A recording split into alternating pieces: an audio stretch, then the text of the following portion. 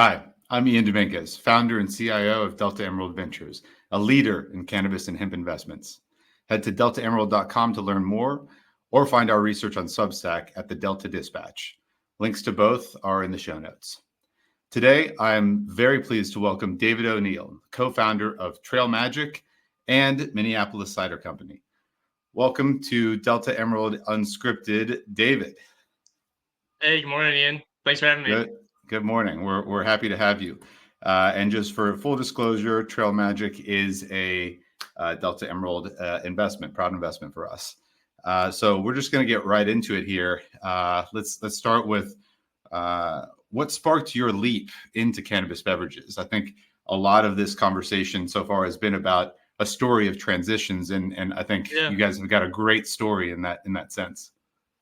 Yeah, well, I'll kind of give a little bit of background into how I got into beverage in general, and then the transition into THC and cannabis beverage. Great. Long story short, we studied abroad, myself and my partner Jason, in England back in 2013 or so. Fell in love with cider in the UK. It's the largest cider market in the world. What was your Coming back to favorite the out States, there? I actually have you ever had Aspal? They have a demi-sec. It's really nice. No. It's super old cidery there. It's actually the only place that I've ever stolen a bar glass. It's like the only like bar glass I've ever stolen. So I was like, my mind was blown. Like, this is so good. And Right. and I took the pint glass with me. So now as a tap room owner, I very much frown upon that. Please don't steal glasses. We make them very cheap in our merch area, but I had to do it. So I was 20 years old. I was very impressionable, came back loving gin and cider, and really got back to the States here, and there wasn't really anything like what we were having over there. And my business partner married and started dating into, or dated and kind of married into a cider winemaking family. That was his hobby with his father-in-law, was making cider in the basement. And then, we were both entrepreneurial management majors. I was a finance major as well at the University of Minnesota. And we convinced our professor to, let us do an alcohol company to help us navigate the insurance process, kind of going through the University of Minnesota as well. And then actually he became one of our first investors. So it was a huge kind of, launching pad for us, creating our beverage company out of a class. And as you can imagine, we did just about everything wrong. We didn't launch in kegs; we launched it in printed cans and a single SKU, and straight into liquor stores. And there was a lot of learnings there. But yeah, really, we ran this kind of co-packing business for about 4 or 5 years. I was moonlighting it while working at Ernst and Young, and doing kind of advisory services for them. And Jason, my other partner, was bopping between General Mills and Target and different kind of corporate experiences. So we were getting this really corporate education background while we were trying to run our own thing, and just kind of got to this point where we were doing this co-packing model, and we're in liquor stores every single weekend, and really pushing our product. And we kind of got to the point where we wanted to have our own space, and that making it ourselves really seemed to be the kind of the next move for us to foundationally kind of plant ourselves in our business. And so we did that. We opened a retail location. So we have a 24,000 square foot production facility, a tap room. It's expanded over time. So we opened up our place in May 2019.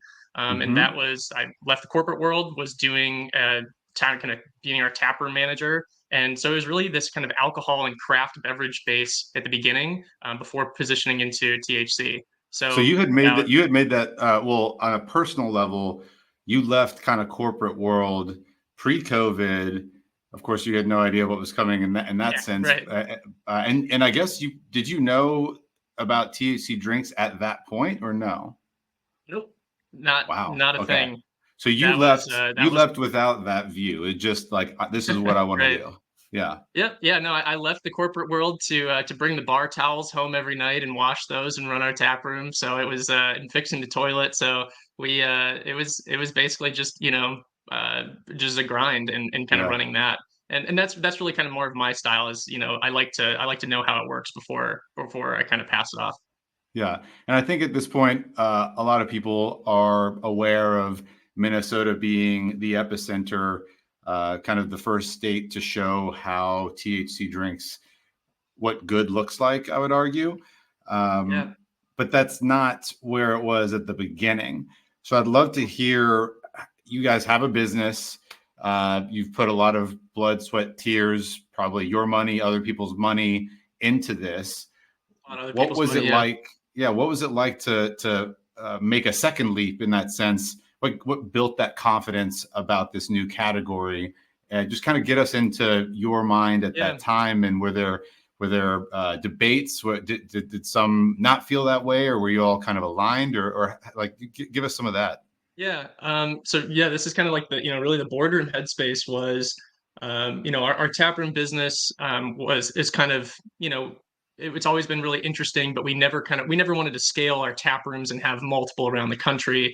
So we kind of hit this point where, the tap room's doing, well, it's kind of sustainable. And we're kind of looking for like what's next. And at this point in time, the business was at a point where we brought on my other partner, Jason, full time, and he was running our distribution and sales. And cider was going okay, but it wasn't just kind of taking off, and it's an opportunity that we were just trying to chase. So internally we had kind of this a lot of desire. We had the capacity from kind of a personnel standpoint, and then really magic and lightning struck, and the law changed in Minnesota, and that caught literally everybody by surprise, unless you were Mm-hmm. kind of in the back room crafting that legislation and knew what was going on. Nobody knew. I have my old high school teacher, my history teacher, is now a state senator, and I brought him in. I'm like, Steve, like, what the heck did you guys just do? And he's like, well, David, the bill's hundreds of pages long. I've got, maybe one staff, and I've got pet projects here, here, and here. You just don't have vision into the whole thing. So we all learned about it Love as that. the headline of the Star Tribune. So, Wow. Yeah. uh, How and politics then, gets done. yeah, I mean, seriously. So that was kind of the impetus of like, okay, a Star Tribune article comes out. There's another local brewery that is, kind of being featured and talking about kind of the opportunity and how they're going to get into the space. Because they had done CBD beverages before, and I think that they might have been kind of run into some issues with the FDA and CBD beverages at the time. This is a couple of Mm. years ago. And so we kind of looked at this, and really, my partner Jason he had worked for a packaging company and had some experience. He had been to MJ BizCon. He had some experience in Mm. selling, Mm-hmm. kind of packaging products to this industry. So he had gotten a taste. He had kind of seen, in general, the space. And really, he came to our team and it's like, hey guys, like, what do you think if we just jump off a cliff, build our wings on the way down, and get into this category? And this is a space that we had personal experience to a limited degree in, but not really on a beverage side, and not it's a whole kind of different consumer, and Mm-hmm. there's supply chain differences with the emulsion, and different things like that. So, we jumped into it, and I credit a lot to Jason there, and kind of having that capacity and drive and kind of pushing. I mean, we were basically we went from not having any product to 19 days not having any idea, to then 19 days later having a launch party and a finished product packaged in our tap room. It's And amazing. it was one of those things where we were telling our designers, stop what you're doing. We're here. Imagine we're gonna do this THC beverage. The creative prompt is, imagine if REI made a beer, and it will give you I some kind love of really that. cute short name, and we'll be back to you in a couple days. And we're my wife is getting prepped in the operating room. We're having our first child, Oh my and gosh. we're slacking. What's the brand name going to be? What do we like? I'm asking the nurses what they think when I say this. And so it was a really Wow. like just kind of blitzkrieg of like, okay, go, and You kind really of put had something two. together. You kind of had two babies at once. Actually, yeah, I actually use that analogy a lot. I mean, really, a startup is it's like a child, and like my other. I'm looking out the window right now. He's raking leaves, and like he's a startup in my personal life. So it's like there's crossovers, definitely. Totally. So one thing that's very unique about you guys, and what I love about where you came from and where you're going, is having these roots with an on-prem, an on-site tap room. I'd love to Yeah. hear how you think about that maybe not so much as a differentiator, but more about what that means in terms of the connection that you drive with your customers? Love that question. So I oversee our tap room. So kind of from the hospitality side of things, that's really what I think about all the time. Our cider makers, he's a winemaker. He's fantastic at making beverages taste amazing. Whereas really kind of what I'm trying to think of is how does this product, make you feel, and what is the experience that this Mm-hmm. product actually facilitates? And what I love about having our taproom space is that's the actual physical space, kind of that third place where all of these things come together. Yes. Um, Really, as a beverage company, and why this transition, from cider into THC really made sense for us is at our core, we exist to bring people together. We want to facilitate shared experiences and bring people together in a really positive, sustainable, and kind of uplifting way. And I think that maybe contrary to some belief of other folks in the industry, I think that alcohol can do that and do that really well. I think that these beverages can do that extremely well and do it differently and kind of almost in a different way. And so really that's kind of like what our intention for getting these products to market was is it's another way and a different experience to bring people together. So at least Mm-hmm. for me, like when I have trail magic or when I have kind of just a low dose occasion, for me it makes me much more emotionally in tune and empathetic and kind of like a little bit more in the moment and just paused.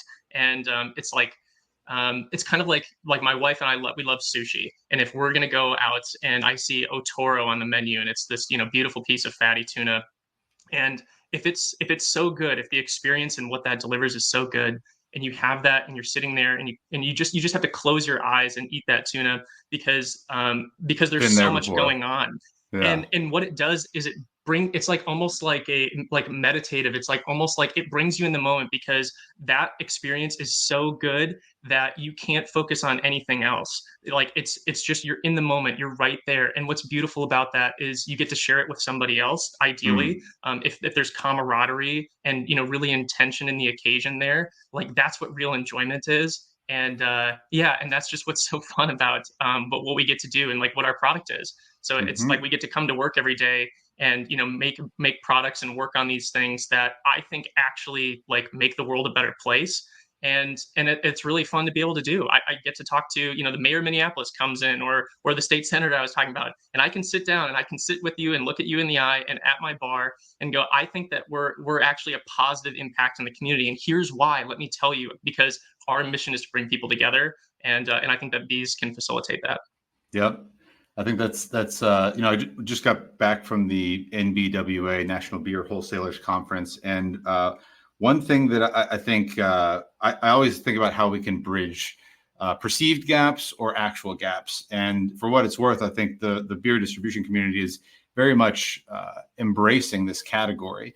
And one thing I noticed out of that conference is, there's definitely a talk track right now about alcohol and its impact on society.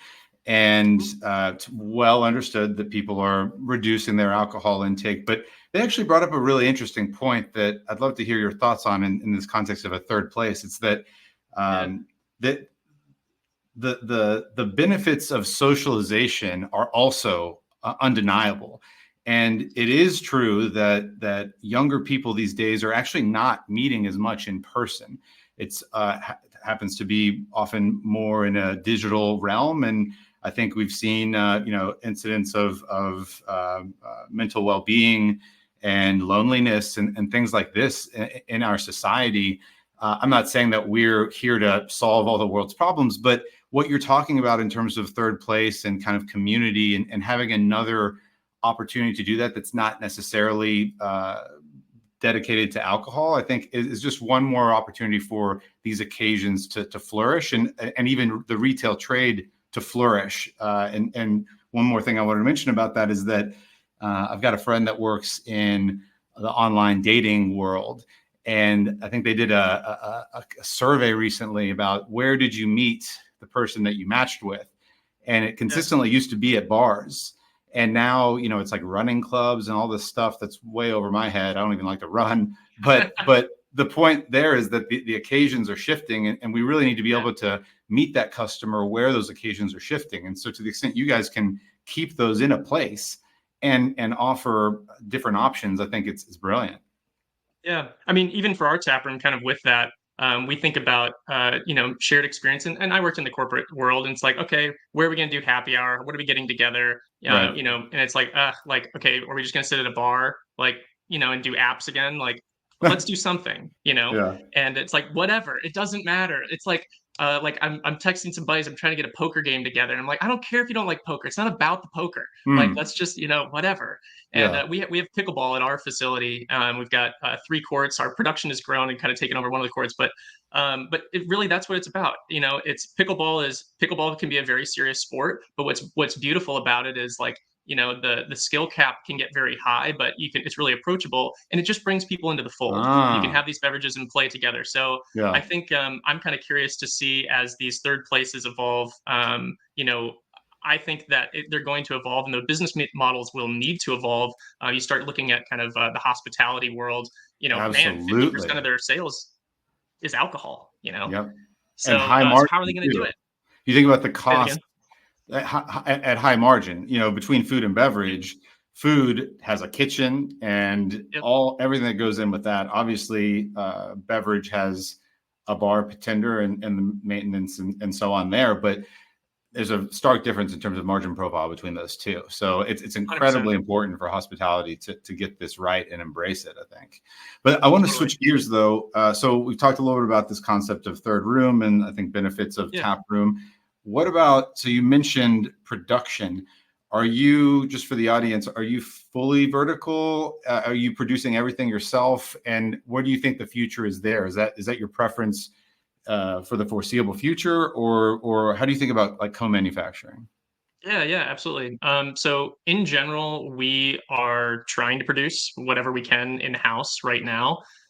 We can't, so we kind of basically it's a our capacity is currently relatively fixed. We leased a warehouse. We're working on some things. I've got equipment in storage, etc. So you're kind of you're always playing this game. And do I invest in capex? Is that return there? And I've talked to a lot of folks, especially in the investment community, where it's like, gosh, the return on investment on the capex, like, geez, that equipment's going to take 7-10 years to really turn Mm, profit. Don't do that. Just spend it on sales marketing.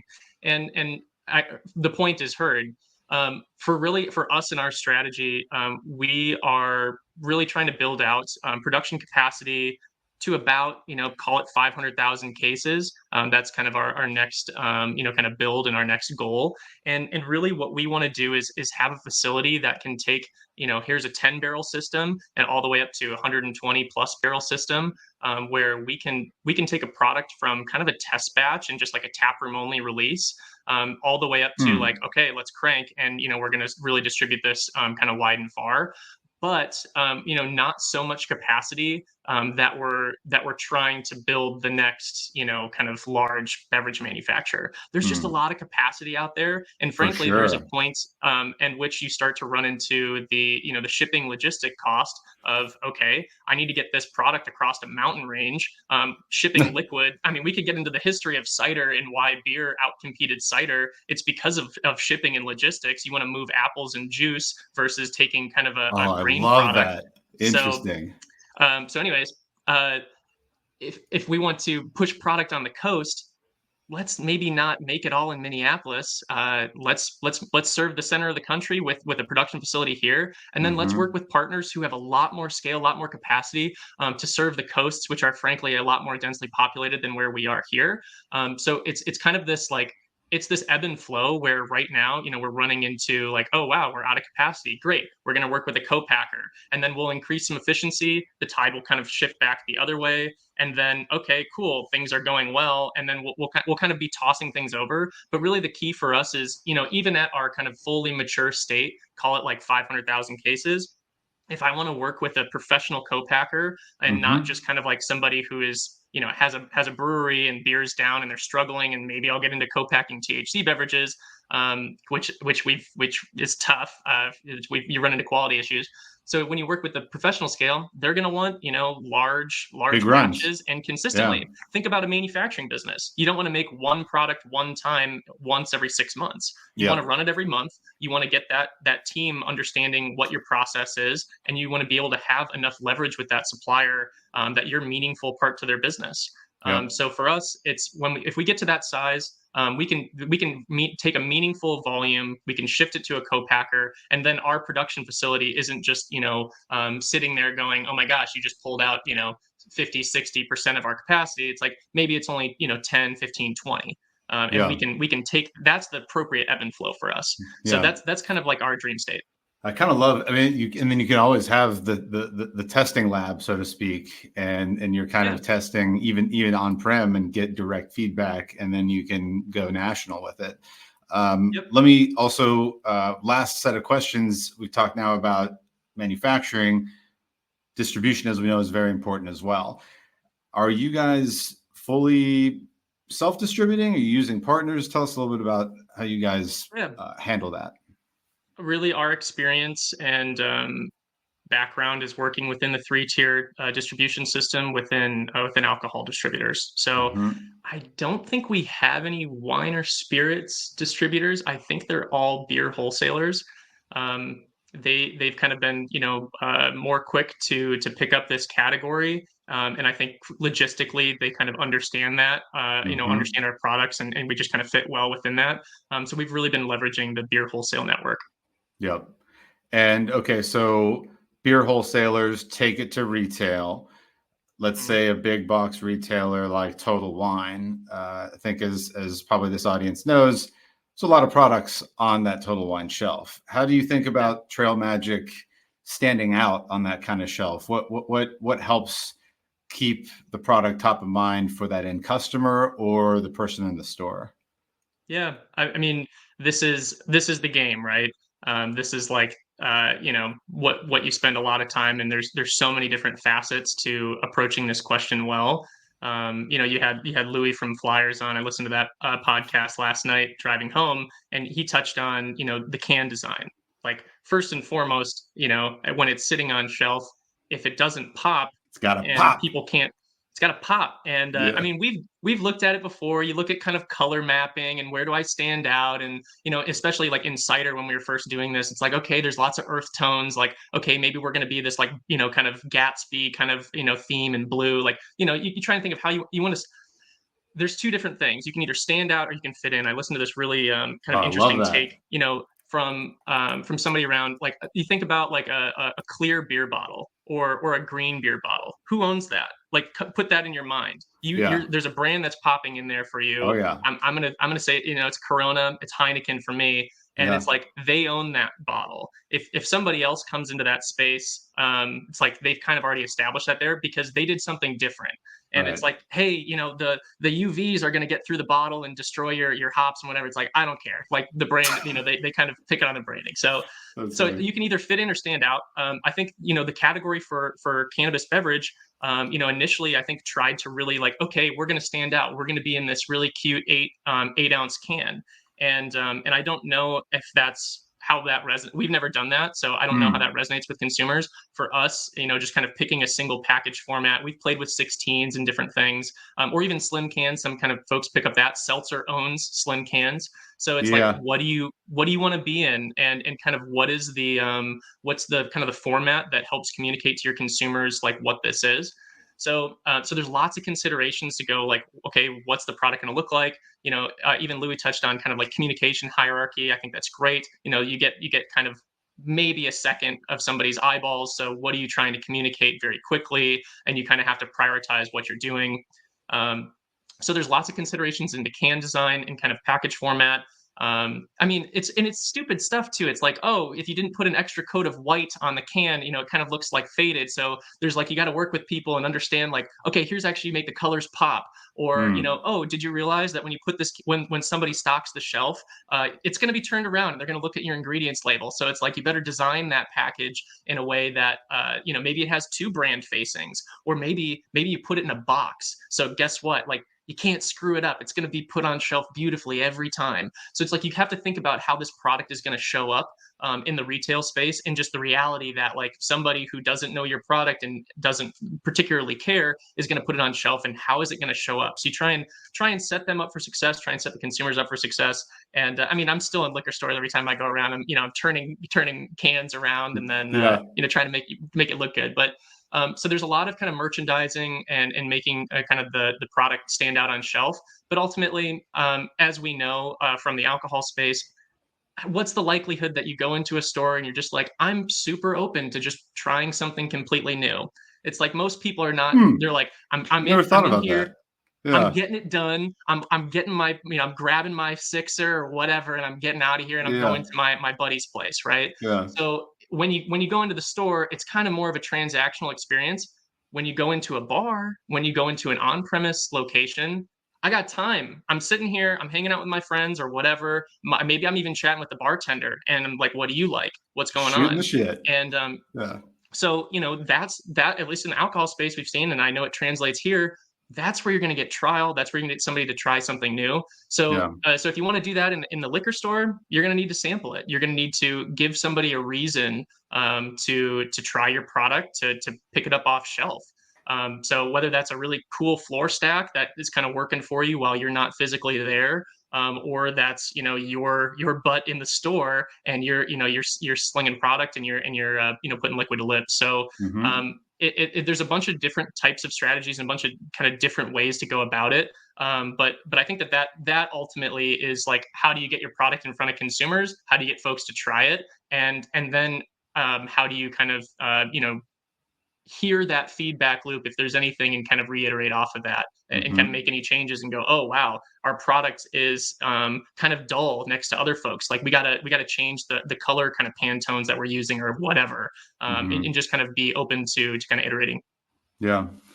Well, I think you guys are onto something, and the most important part, or one of them, is the liquid itself. And I give y'all huge credit for putting out a great set of SKUs and flavors. And I think that's just uh, that's a byproduct of the time and attention that you've spent in making sure that some type of liquid tastes great. And so thank you for that level of dedication. I think it's going to pay off massively. So I Yeah, want to I thank. think that's a Yeah. different approach for us. It's We kind of come Yeah. from, really the craft beverage space where, there's no craft brewer that's like, really like that doesn't necessarily make it themselves. They started making it in the basement, or, kind of in the garage, and it's like they kind of then just recklessly keep investing in equipment and want to make it themselves. So that's kind of a little bit of our roots, and kind of our teams. I mean, our cider maker Rob, he sold his house.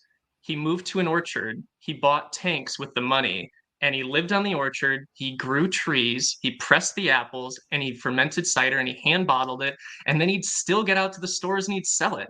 Like, that's Legend. insane. Like, Yeah. that's like starving artist crazy. And Yeah. that's the type of energy, at least kind of the craft beverage background we have, that we bring to this. So it's like when we make a product, like I'm staring at a mimosa on the desk next to me, and it's like, this is, we use Sauvignon Blanc grapes and orange juice. It's like, there's no crazy flavor. There's no added juice for color. There's no, whatever. It's like, this is real ingredients, and this is going to have the full aromatics and the full effect, and it's just going to taste great. And yeah, that's kind of novel because we can make it in house. And when we've gone to co-packers and like our half and half, like, I'll tell you how we make it. We brew a real black tea. We add real lemon juice to it, and we add sugar to it. We make an Arnold Palmer, and it's Sugar. just kind of what.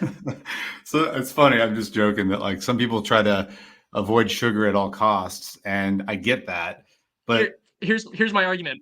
yeah, Okay, that'd be like going to your chef. So that'd be like going to a chef and be like, I want no salt in my dish at all. Period. there you go. That's It's it. like, okay, like our job, if we do it well, is we're trying to give you a balanced beverage. How we do that is particularly we're balancing acid and kind of sweetness really well. There's so many different things that affect kind of the acidity content. Even CO2 at the very end of the process is carbonic acid. So it's like it's constantly changing, and our job is to give you a really well balanced product that actually makes you want to take a second sip. So if you want to tie our hands behind our back and say no sugar, that's fine, and I get that. But really, that I think that kind of headspace is coming just from the absolute perversion that our food system has, like, just pumped sugar and a lot of it into everything, and used that as kind of this, like, kind of hook into people, and to try and create like, oh, I'm going to drink more. So it's like a little bit goes a long way, and I think you'll see kind of on our Yes. package we're not going too crazy with it.